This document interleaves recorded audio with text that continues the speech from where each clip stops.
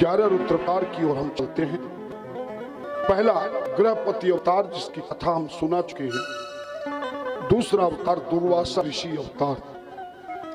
अत्रि ऋषि और अनुसैया दोनों पति पत्नी सदैव शिव की परम भक्ति में लीन रहते थे। अनुसैया भी पतिव्रता थी।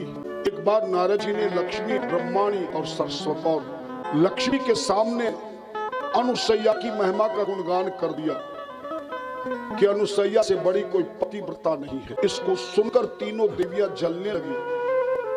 अपने तीनों पतियों को परीक्षा लेने के लिए भेजा। ब्रह्मा, विष्णु, शिव तीनों अत्रि ऋषि के आश्रम में उस समय आए। जब अत्रि स्नान के लिए गए हुए थे, तीनों देवताओं ने साधु का वेश बनाया। दरवाजा खटखटाया। अनुसैया ने दरवाजा खोलकर तीनों संतों को आसन देकर घर में बिठाया।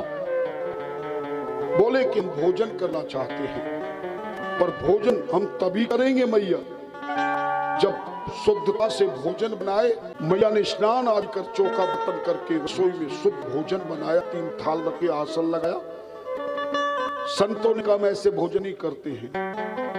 जो भोजन बनाने वाली मैया हम तीनों को गोदी में लेकर पूरे शरीर से वस्त्र हटाकर निर्वस्त्र होकर गोदी में बिठाकर अपने हाथों से छोटे छोटे बच्चों को जैसे भोजन कराते हैं, ऐसा अगर भोजन कराए तो कर। तभी अनुसैया ने ध्यान दिया, तीनों देवता मेरी परीक्षा लेने आए हैं।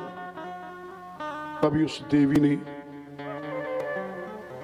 हाथ में ले जल पति का ध्यान किया। किसने किया पति का ध्यान? अनुसैया। और डालकर तीनों पे जल छोटे बालक बना दिया। छोटे बालक बना दिया। ये दूसरा अवतार। तीसरा अवतार पिपलाद का हुआ। दधीचि मुनि की हड्डियों से देवताओं ने बत्रासुर को मारा था। उनकी पत्नी सती होने लगी। उन्हीं के गर्भ में, सुवर्चा के गर्भ में भगवान शिव थे। पिता को जन्म देकर सुवर्चा चली गई पति के साथ सती होकर। पीपल के नीचे बालक का जन्म हुआ था, नाम पिपलाद रखा। 16 वर्ष की आयु में विवाह हो गया। शनिदेव की साड़ सती लग गई। तभी पिपलाद भगवान ने शनिदेव को मारने के लिए हाथ में जल लिया। शनि प्रकट हो गया। बोले प्रभु मारिए, जो आप चाहे मुझसे ले लीजिए। तब शनिदेव से पिपलाद भगवान ने 3 वरदान मांगे। पहला वरदान कि 16 वर्ष की आयु तक किसी पर भी शनि की साड़ सती नहीं लगेगी। याद रखना, कितनी उम्र तक साड़ सती नहीं लगती? 16 वर्ष की। दूसरा वरदान लिया, जो मुझ शिव की पूजा करे, तो शिव पुराण की कथा सुनता है, उस पर भी शनि की साड़ सती का कोई दोष प्राप्त नहीं होता है। तो आप जितने बैठे किसकी कथा सुन रहे हो? शिव पुराण। तो आप पर शनिदेव कुछ करेगा क्या? नहीं। शनिदेव की कृपा शिव पुराण सुनने वाले पर हमेशा रहती है। तीसरा वरदान दिया, इस पीपल की जो पूजा करेगा मैं उस पर कृपा बरसाऊंगा। जैसा आचार्य जी ने कहा, शनिदेव की दिशा पश्चिम दिशा होती है। कौन सी दिशा होती है? और सूर्य की दिशा पूर्व, क्योंकि दोनों बाप बेटों में शत्रुता है। तो पीपल की पूजा करते समय कौन सी दिशा में मुंह करेंगे? पश्चिम। पश्चिम दिशा में। उधर दीपक जलाएंगे, पीपल को जल चढ़ाएंगे, शनिदेव की पूजा करेंगे, तो भी शनि का प्रकोप नहीं होगा। इस तरह तीसरा अवतार। चौथा द्विजेश्वर अवतार हुआ भगवान शिव का। ब्राह्मण के रूप में ज्ञान देने के भगवान का ये चौथा अवतार हुआ। और यति अवतार, 5वां अवतार भगवान शिव का अपनी शक्ति का भाव लेकर के बनने के लिए भगवान ने आहुका का उद्धार किया। यति अवतार। और छठा अवतार कृष्ण अवतार हुआ। श्राद्ध देव के बालक का, जिसका नाम नभग था, उसको ज्ञान देने के लिए भगवान ने कृष्ण अवतार लिया। पिता ने कहा था, बेटा जहां भी यज्ञ कराओ, हवन कराओ, तो 24 घंटे से पहले कभी भी यज्ञ कुंड को नहीं उठाना चाहिए।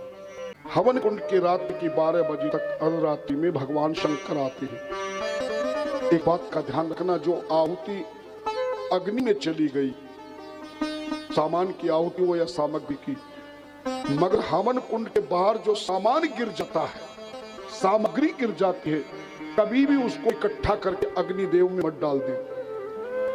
घर में बीमारी, बेकारी, लाचारी, महामारी आ जाएगी। बाहर की सामग्री को कभी भी नहीं उठाना चाहिए, चाहे सामग्री गिरी हो या कोई सामान गिरा हो, पूजा का सामान हो, कोई भी हो। हवन कुंड को 24 घंटे के बाद उठाना चाहिए।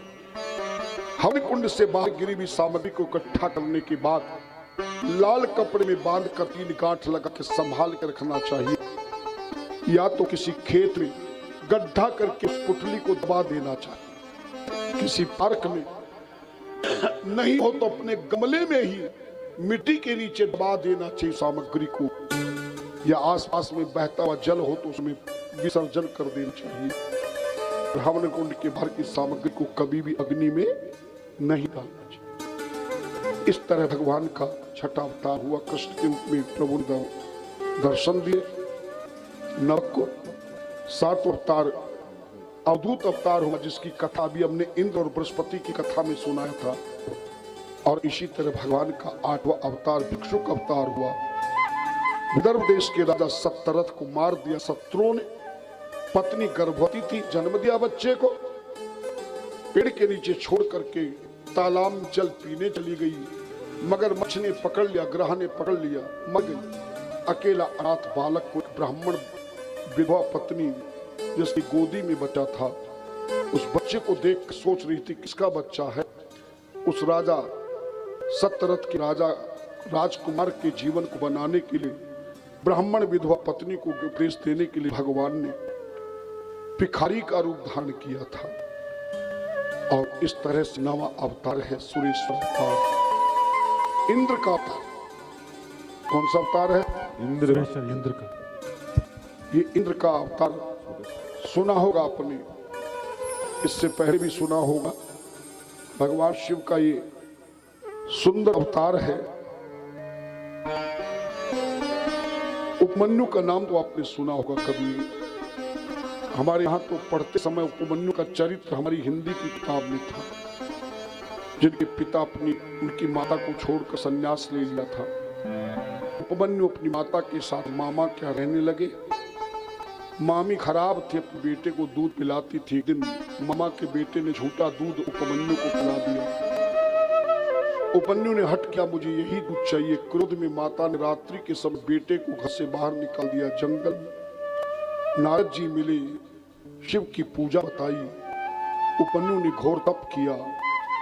कहते कि तपस्या से परीक्षा लेने के लिए शंकर भगवान ने इंद्र का रूप धारण कर डराया। उपमन्यु डरा नहीं, तब भगवान ने वरदान दिया, आज के बाद बड़े बड़े लोगों के कोठी महलों में दूध नहीं होगा, दूध होगा तो गरीबों के घर में होगा। बड़े बड़े लोग भी दूध का पात्र लेकर के गरीबों के घर में दूध लेने के लिए जाया करेंगे, और दूध का गरीबों के घर में दूध की कोई कमी नहीं होगी, दही की कमी नहीं होगी। आज हम कितना भी करोड़ों का महल बना ले, पर गौ पालन नहीं करते। जिसके घर में गौ का पालन हो जाए, उसकी जिंदगी में कभी कोई कष्ट आ ही नहीं सकता। और 10वां अवतार है किरात अवतार। द्वापर युग में गंडीव धनुष देने के लिए भगवान शंकर ने, अर्जुन ने जब हिमालय में तपस्या करी, परीक्षा लेने के लिए शिकारी का रूप धारण किया और अर्जुन को गांडीव धनुष प्रदान किया। और 11वां अवतार तो बहुत सुंदर है। हनुमान जी का जो अवतार है वो कौन सा है? एकादश 11वां अवतार है।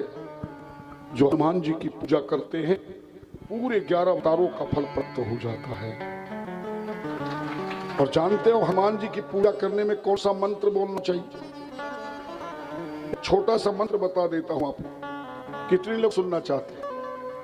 अरे वो मंत्र आपके पास है, पर आपको किसी ने बताया नहीं। जय जय जय हनुमान गोसाई, कृपा करो। यही हनुमान जी को प्रसन्न करने का मंत्र है जो विभीषण ने अपनाया था, जिसे राम जी से मिलाकर के लंका पति बनवाया, अयोध्या में ले गई थी। तो हनुमान जी को पूजा करते समय कौन सा मंत्र बोलना है? अब तो बता दो, समय बहुत कम है, 12 ज्योतिर्लिंग की कथा करनी है।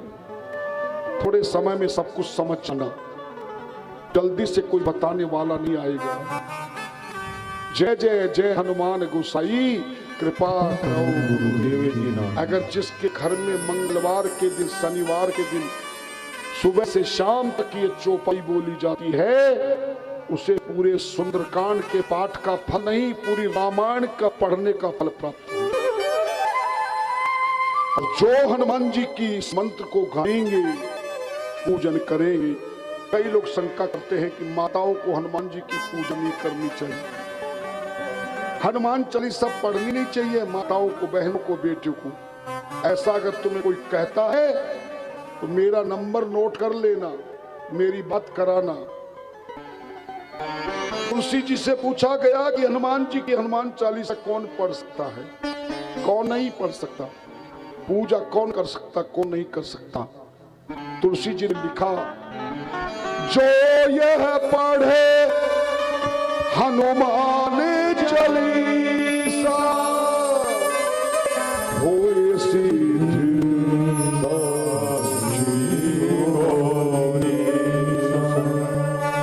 तुलसीदास सदा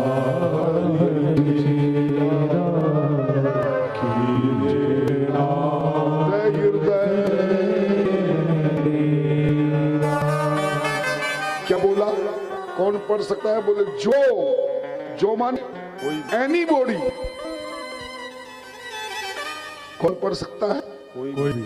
जो कोई भी, स्त्री हो, पुरुष हो, पशु हो, पक्षी हो, संत हो, भक्त हो, है? कोई भी हनुमान चालीसा का पाठ कर सकता है, हनुमान जी की खूब पूजा कर सकता है। बस हाथ नहीं लगाना चाहिए, वो तो हमने बताया, किसी भी देवता को हाथ नहीं लगाना चाहिए। तो हनुमान जी की बात क्या रही? तो माता बहनें जिनको बहका दिया कि हनुमान जी की पूजा नहीं कर सकती, हनुमान चालीसा खूब गाया कर, रोजाना न गा सको तो मंगलवार के दिन हम और शनिवार के दिन, और सुबह बच्चे स्कूल जाते हैं, जल्दी जल्दी काम करना पड़े तो सुबह मत गाना, और शाम को तो गा सकते हो ना। हनुमान जी की पूजा संकाल की सब परम लाभकारी होती है। जैसे हमने भी अपना नियम बना रखा है, हम सुबह 11 बजे तक ना किसी का फोन उठाते हैं, ना कुछ करते हैं, हम अपने ठाकुर की सेवा में रहते हैं, आनंदित रहते हैं। जो हमें साधना बताइए, कभी लेट कर, कभी बैठ कर, कभी खड़े होकर, कभी भाग कर लगे, इसलिए सुबह हम किसी से नहीं मिलते। कई शिकायतें भी कर देते, हमारा फोन नहीं उठाए, तो हमारे मैनेजर बता देते सुबह तो महाराज मिलेंगे 11 बजे, कोई कितना भी। ऐसे हनुमान जी का भी नियम है, प्रातःकाल राम की सेवा में रहते हैं, सायंकाल खुद की सेवा होती है। जो हनुमान जी की पूजा करेगा, पाठ करेगा, हनुमान चालीसा पढ़ेगा, क्या मिलेगा? पहले तो संसार की चीजें मिलेंगी, भूत पिशाच निकट नहीं आवे, महावीर तुम भी बोलना, तो जितना खिलाए सारा निकाल के भेजोगे का मुझे? तुम भी तो बोल लो। आए तो किसका नाम लेना चाहिए? रोगी हो जाए तो किसका नाम लेना चाहिए? और मनोरथ जो कोई होई, कोई कामना हो सोई अमित जीवन पर क्या बोलना पड़ेगा? जय जय जय हनुमान गोसाई, कृपा करो गुरुदेव। समझ गए कि और समझाऊं?